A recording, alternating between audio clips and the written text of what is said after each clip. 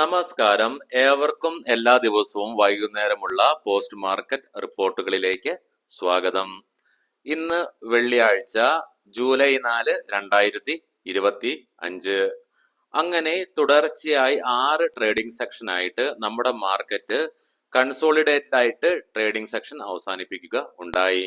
ഈ 6 ട്രേഡിംഗ് സെഷനിൽ നമ്മൾ കണ്ടു, ചില ദിവസങ്ങളിൽ സ്ലൈറ്റ്ലി നെഗറ്റീവായിട്ട് അല്ലെങ്കിൽ സ്ലൈറ്റ്ലി പോസിറ്റീവായിട്ടാണ് നമ്മുടെ മാർക്കറ്റിൽ വ്യാപാരം അവസാനിപ്പിക്കുക ഉണ്ടായത്. ഇന്ന് നമ്മുടെ ലീഡിംഗ് ഇൻഡസ്ട്രീസ് ആയ സെൻസെക്സും നിഫ്റ്റിയും ബാങ്ക് നിഫ്റ്റിയും ഫിൻ നിഫ്റ്റിയൊക്കെ നേട്ടത്തോടെയാണ് വ്യാപാരം അവസാനിപ്പിച്ചത്. സെൻസെക്സിലും ബാങ്ക് നിഫ്റ്റിയിലും 400-ലേറെ പോയിന്റുകളുടെ മുകളിലുള്ള ട്രേഡിംഗ് റേഞ്ച് ആണ് ഇന്ന് ക്രിയേറ്റ് ചെയ്യപ്പെട്ടത്. നിഫ്റ്റിയിൽ ഏകദേശം 149 പോയിന്റിന്റെ ട്രേഡിംഗ് റേഞ്ച് ഇന്ന് കാണപ്പെട്ടുള്ളൂ. ഇന്ത്യ വിക്സും ഇന്ന് 0.65% ഇടിവ് രേഖപ്പെടുത്തിക്കൊണ്ട് 12.31 എന്ന ലെവലിലാണ്.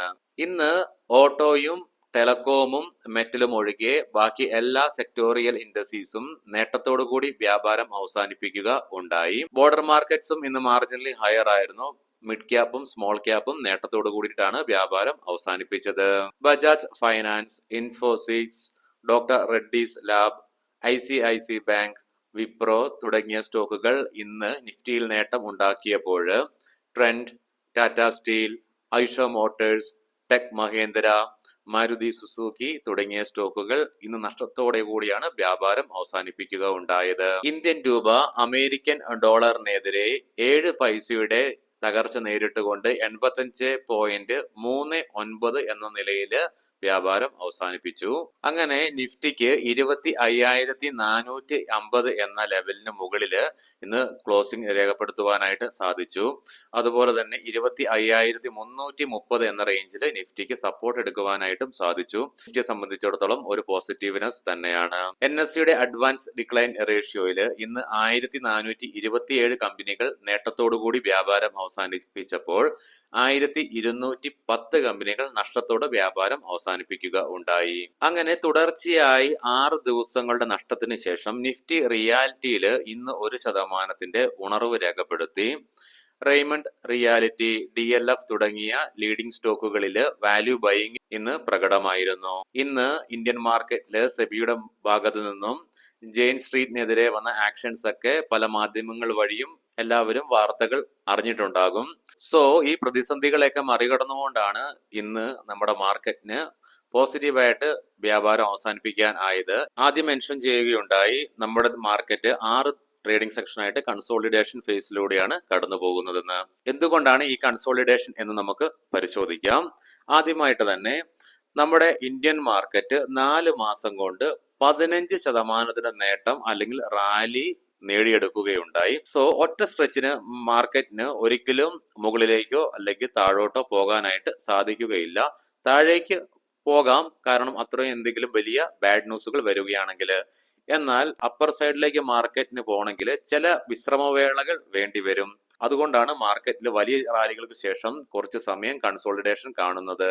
നമ്മൾ കണ്ടു, 5 ആഴ്ച കൺസോളിഡേഷന് ശേഷമാണ്, അതായത് 24,400-നും 25,100-നും ഇടയിൽ ഒരു കൺസോളിഡേഷൻ 5 ആഴ്ച കഴിഞ്ഞിട്ടാണ് നമ്മുടെ മാർക്കറ്റിൽ ഒരു ബ്രേക്ക് ഔട്ട് നടന്നത്. ഇപ്പോൾ നമ്മുടെ മാർക്കറ്റിലെ കൺസോളിഡേഷന് കാരണം പ്രധാനമായിട്ടും US ട്രേഡ് താരിഫുമായി ബന്ധപ്പെട്ട് തുടരുന്ന അനിശ്ചിതത്വം തന്നെയാണ്. ട്രംപിന്റെ ഭാഗത്തു നിന്ന് ഇന്നൊരു പ്രസ്താവന വന്നിട്ടുണ്ട്. ഇന്ന് വെള്ളിയാഴ്ച 10 മുതൽ 12 രാജ്യങ്ങൾക്ക് വരെ ഫൈനൽ നെഗോസിയേഷന് വേണ്ടിയിട്ടുള്ള ലെറ്റേഴ്സ് നൽകുമെന്നും അതിൽ ചില രാജ്യങ്ങൾക്ക് 60% മുതൽ 70% വരെയായിരിക്കും അഡീഷണൽ താരിഫ് എന്നും ചില രാജ്യങ്ങൾക്ക് 10 മുതൽ 20% വരെയാണെന്നും. അത് മാത്രമല്ല, ഓഗസ്റ്റ് 1 മുതൽ പുതിയ ട്രേഡ് താരിഫുകൾ നിലവിൽ വരുമെന്നും കൂടി അദ്ദേഹം അറിയിച്ചിട്ടുണ്ട്. സോ നമ്മുടെ ഇന്ത്യ ഇതിൽ ഏത് ഗണത്തിൽ പെടുമെന്ന് അറിയത്തില്ല. നിലവില് US, UK-യുമായിട്ടും വിയറ്റ്നാമായിട്ടും ഡീല് നടത്തി കഴിഞ്ഞു. ചൈനയുമായിട്ട് ഒരു ടെമ്പററി ഡീൽ നടത്തുകയും ഉണ്ടായി. എങ്കിൽ കൂടിയും മറ്റുള്ള രാജ്യങ്ങൾ വെയിറ്റ് ചെയ്യുകയാണ്. നമ്മളെ സംബന്ധിച്ചിടത്തോളം ഇന്ത്യയും അതിൽ ഉൾപ്പെടും.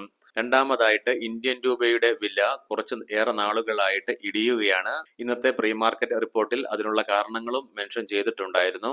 അതിന്റെ ഫലമായിട്ട് തന്നെ വിദേശ ധനകാര്യ സ്ഥാപനങ്ങളുടെ ഭാഗത്തു നിന്നും തുടർച്ചയായിട്ടുള്ള സെല്ലിംഗ് ആണ് ഒരു പരിധി വരെ നമ്മുടെ മാർക്കറ്റിനെ തളർത്തുന്നത്. തത്സമയം ആഭ്യന്തര ധനകാര്യ സ്ഥാപനങ്ങൾ തത്തുല്യമായ തുകയ്ക്ക് ബൈ ചെയ്ത് നമ്മുടെ മാർക്കറ്റിനെ സപ്പോർട്ട് ചെയ്യുന്നുണ്ട്. പക്ഷേ ആഭ്യന്തര ധനകാര്യ സ്ഥാപനങ്ങളുടെ ബൈയിങ് മാർക്കറ്റിനെ സംബന്ധിച്ചിടത്തോളം സപ്പോർട്ട് ആയിട്ട് മാറുന്നു. അതിന് മുന്നോട്ട് നയിക്കാൻ വേണ്ടി സാധിക്കുന്നില്ല. കാരണം വിദേശ ധനകാര്യ സ്ഥാപനങ്ങൾ തുടർച്ചയായിട്ട് സെല്ല് ചെയ്യുന്നത് കൊണ്ട് തന്നെ. മൂന്നാമതായിട്ട് നമ്മളുടെ മാർക്കറ്റില് കൺസോളിഡേഷൻ നടക്കുവാനായിട്ട് കാരണം നമ്മുടെ സ്റ്റോക്കുകളൊക്കെ ഓവർ വാല്യൂഡ് ആണ്. അതുകൊണ്ട് തന്നെ വിദേശ ധനകാര്യ സ്ഥാപനങ്ങൾക്ക് അത് അട്രാക്റ്റീവ് അല്ല. മാത്രവുമല്ല നിക്ഷേപകരും വിദേശ ധനകാര്യ സ്ഥാപനങ്ങളൊക്കെ നമ്മുടെ മാർക്കറ്റിലെ Q1 റിസൾട്ടിന് വേണ്ടിയിട്ട് വെയിറ്റ് ചെയ്യുകയാണ്. ഇനി ലോക്കലി നമ്മുടെ മാർക്കറ്റ് ട്രിഗർ ആണെങ്കിൽ Q1 റിസൾട്ടിനെ ബേസ് ചെയ്ത് തന്നെ ഇരിക്കും മാർക്കറ്റിന്റെ മുന്നോട്ടുള്ള ഗതി. അപ്പോൾ US ട്രേഡ് താരിഫ് പോസിറ്റീവായിട്ട് ഇന്ത്യക്ക് അനുകൂലമായിട്ടും ഗ്ലോബലി വന്നു കഴിഞ്ഞാലും അതുപോലെ നമ്മുടെ Q1 റിസൾട്ടുകൾ പോസിറ്റീവായിട്ട് വന്നു കഴിഞ്ഞാലും നമ്മുടെ മാർക്കറ്റ് പുതിയ ഉയരങ്ങൾ താണ്ടിയേക്കാം. പക്ഷെ മറിച്ചാണ് സംഭവിക്കുന്നതെങ്കിൽ നേരെ വിപരീതമായിട്ടും സംഭവിക്കാൻ സാധ്യതകൾ ഏറെയുണ്ട്. ഇനി നമുക്ക് ഇന്നത്തെ പ്രധാനപ്പെട്ട സ്റ്റോക്കിംഗ് ന്യൂസുകളിലേക്ക് കടക്കാം. മുൻകൂട്ടി ഓർമ്മിപ്പിച്ചുകൊള്ളട്ടെ, ഇതൊരു ബൈ ഓർ സെൽ റെക്കമെൻഡേഷൻ അല്ല. നൗമ വെൽത്ത് മാനേജ്മെന്റ് ഇന്ന് ഇൻട്രാഡേ ബേസിസിൽ സ്റ്റോക്കിൽ 7% ഇടിവ് രേഖപ്പെടുത്തി. കാരണം നമ്മൾ ഇന്ന് കണ്ടു സെബിയുടെ ഭാഗത്തു നിന്നും ജെയിൻ സ്ട്രീറ്റിന് എതിരെയുള്ള ആക്ഷൻ. നൗമ വെൽത്ത് മാനേജ്മെന്റ് ആയിരുന്നു. സോ ഇത് നിക്ഷേപകരിൽ ആശങ്ക വർദ്ധിപ്പിച്ചതാണ് സ്റ്റോക്ക് ഇന്ന് ഇടിയാൻ കാരണം. Trend lower than expected growth Q1 വന്നതുകൊണ്ട് തന്നെ ഇന്ന് സ്റ്റോക്കിൽ 12% ഇടിവ് രേഖപ്പെടുത്തുകയുണ്ടായി. നൗമ സ്റ്റോക്കിനെ ഡൗൺഗ്രേഡും ചെയ്തിട്ടുണ്ട്. ഹോൾഡ് എന്ന റേറ്റിംഗ് ആണ് നൽകിയിരിക്കുന്നത്. ടാർഗറ്റ് പ്രൈസ് 6627 രൂപയിൽ നിന്നും 5884 രൂപയിലേക്ക് കുറച്ചിട്ടുമുണ്ട്. സഫയർ ഫുഡ്സ് ദേവയാനി ഇന്റർനാഷണലുമായിട്ട് കമ്പനി മെർജ് ചെയ്യുമെന്നുള്ള വാർത്തയെ തുടർന്ന് 9% റാലി സ്റ്റോക്കിൽ രേഖപ്പെടുത്തി. Defence stocks defence acquisition council 1.05 lakh crore രൂപയുടെ ഡിഫൻസ് പർച്ചേസിനുള്ള ക്ലിയറൻസ് നൽകിയതിനെ തുടർന്ന് ഡിഫൻസ് സ്റ്റോക്കുകളായ പാരാസ് ഡിഫൻസ്, BEML, BDL തുടങ്ങിയ സ്റ്റോക്കുകളിൽ ഇന്ന് 9% റാലി കാണുവാനായിട്ട് സാധിക്കുകയുണ്ടായി. ഏഞ്ചൽ വൺ ജൂൺ മാസത്തില് ക്ലയന്റ് അക്വിസിഷനില് 42% ഇടിവ് രേഖപ്പെടുത്തുകയുണ്ടായി. അതിനെ തുടർന്ന് ഇന്ന് സ്റ്റോക്കിൽ 6% ഇടിവാണ് രേഖപ്പെടുത്തിയത്. ആർക്കേഡ് ഡെവലപ്പേഴ്സ് നമ്മൾ ഇന്ന് പ്രീ മാർക്കറ്റിൽ സ്റ്റോക്കിനെ കുറിച്ചുള്ള വാർത്ത ഷെയർ ചെയ്തിട്ടുണ്ടായിരുന്നു. ഇന്ന് 4% റാലി സ്റ്റോക്കിൽ കണ്ടു. നീതു യോഷി ഇന്ന് IPO BSE SME പ്ലാറ്റ്ഫോമില് ലിസ്റ്റ് ചെയ്യുകയുണ്ടായി. 40% പ്രീമിയത്തിന്റെ നേട്ടത്തോടു കൂടിയിട്ട്. ഏവർക്കും ശുഭരാത്രി നേരുന്നു. നന്ദി, നമസ്കാരം. ഞായറാഴ്ച ഉച്ച കഴിഞ്ഞ് മാർക്കറ്റ് ഔട്ട്ലുക്ക് വീഡിയോയുമായിട്ട് നമുക്ക് കണ്ടുമുട്ടാം.